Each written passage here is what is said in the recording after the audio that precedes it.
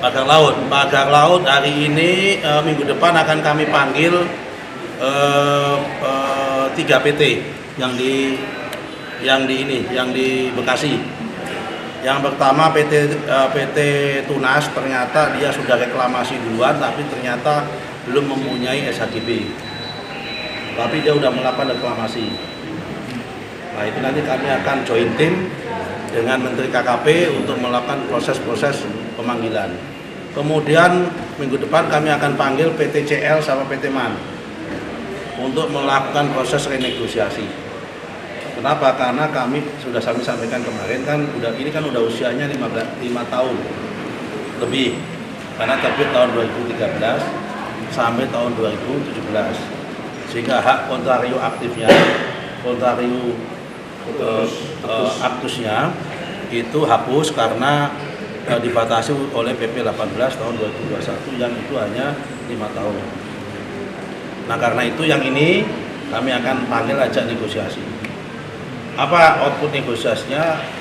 Tawaran pertama saya minta mereka membatalkan. Minta pembatalan. Kalau dia tidak mau proses pembatalan, kami akan menggunakan hak kami karena itu laut. Saya bilangkan saya anggap itu tanah musnah. Karena memang faktanya tidak ada tanahnya sama sekali. Yang nomor 3, kalau memang dia masih ngotot, ya kami akan minta supaya pengadilan untuk membatalkan karena faktanya juga tidak bisa.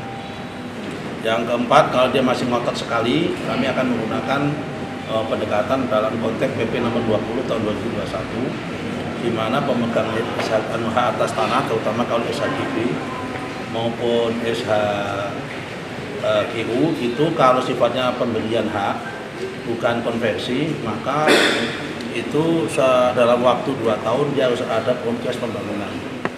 Saya lihat ini tidak ada progres pembangunan, sehingga itu bisa kita masukkan dalam tanah terlantar juga bisa. Sedang kita kaji opsi-opsinya, nggak mungkin saya semua sampaikan menyangkut masalah strategi. Yang intinya adalah kami berusaha supaya itu batal lah, itu aja intinya. Ini tinggal masalah proses pembatalan, tinggal masalah pilihan-pilihan skenario pembatalannya. Nah, kalau soal masalah pilihan skenario pembatalannya, maka kami menggunakan itu masalah dapur kami, rahasia kami, karena kalau saya sampaikan semua di publik nanti akan di-challenge di pengadilan. Kemudian yang terakhir, yang kelima, kami sudah perintahkan Pak Irjen untuk menginvestigasi masalah ini, dan hari ini sudah mulai dipanggil kepala seksi pengukurannya yang di Bekasi. Kemudian karena dari sekian banyak sertifikat itu 581 hektar itu ada sekitar 25 hektar yang sertifikatnya itu diterbitkan oleh Kakanwil Bogor. Karena itu kita juga sedang akan memanggil mantan Kakanwil yang ada di sana dan pihak-pihak yang terlibat di sana.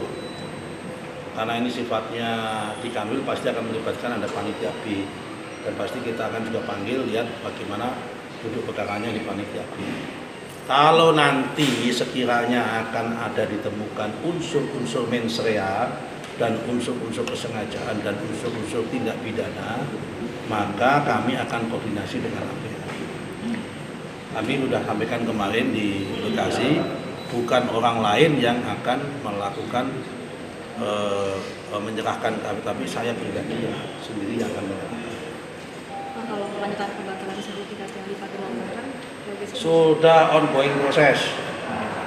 Jangan sekali lagi membatalkan sertifikat itu tidak gampang, tapi tetap kita lakukan. Kenapa tidak gampang? Karena setiap proses pembatalan itu berpotensi di-challenge di betul. Nah, karena itu kita harus ikuti langkah-langkah prosedur. Endingnya, yang penting endingnya saja. Endingnya semua sertifikat yang di luar garis pantai endingnya dibatalkan. Itu aja. 50 ya Pak yang pertama dibatalkan. Yang udah itu 50. Belum bertambah belum Pak? Belum kami cek. Tapi itu ikuti endingnya saja. Kalau kamu ikutin prosesnya nggak akan ini. Nah, kamu nggak akan mampu ngikutin karena itu kan prosesnya tiap hari bergantung. Jadi yang penting endingnya itu semua yang ada di luar garis pantai akan dibatalkan. Tapi membutuhkan proses waktu. Ada target nggak Pak? Semuanya clear Pak? Ya, aku nggak pakai target, namanya secepat-cepatnya. Tapi kalau cepat-cepat kemudian nggak prudent dan ada proses yang dilampaui, nanti malah kita kalah di pengadilan, repot. Kita yang penting kuat tapi cepat.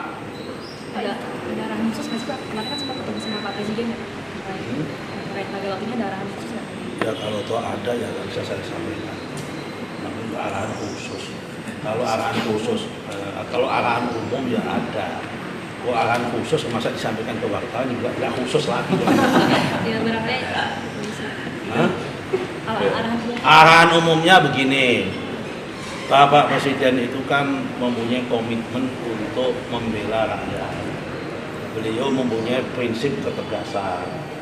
Ya kita sebagai pembantunya beliau dan atas arahan beliau pasti menegakkan ketegasan itu dan tidak pandang bulu. Ya kan sampai level tertentu kita tertibkan. Ya kan? Tapi sejauh ini kita masih menggunakan dimensi maladministrasi terlebih dahulu. Kenapa? Kalau menggunakan dimensi pidana dan sebagainya itu bukan ranah kami, tapi itu ranahnya APH. Oke? Terima kasih. Cukup? Ya, Pak. Apa mafia tanah lagi? Mafia tanah udah sih. Kalau yang Bekasi itu sebenarnya ada apa namanya kontribusi cuman dari orang ATM aja atau ada kontribusi kades juga kayak yang di Kokot sih Pak? Oh, yang pakai laut. Iya, yang pakai laut. Kalau nggak melibatkan kades ya nggak mungkin. Ini berarti kades ya Pak? Ya oknum lah, saya nggak mau seperti oknum lah, nggak mungkin. Yang namanya sertifikat kan butuh dokumen pendukung ya. Nah dokumen pendukung yang menerbitkan siapa?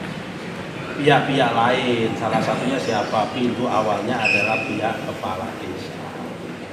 Nanti dari dinas Dispenda yang mengeluarkan PBB, laut ada PBB-nya, itu kan nanti tiba-tiba begitu nanti. Kemudian ada lagi KKPR karena HGB. Nah, nanti pasti akan ketahuan semua sedang dilakukan proses investigasi. Tapi yang jelas setiap maladministrasi atau rekayasa SHGB maupun SHM apapun di lingkungan BPN itu tidak berdiri sendiri. Karena yang namanya BPN itu posisinya ada di hilir. Dokumen-dokumen hulunya harus lengkap. Oke? Terima kasih.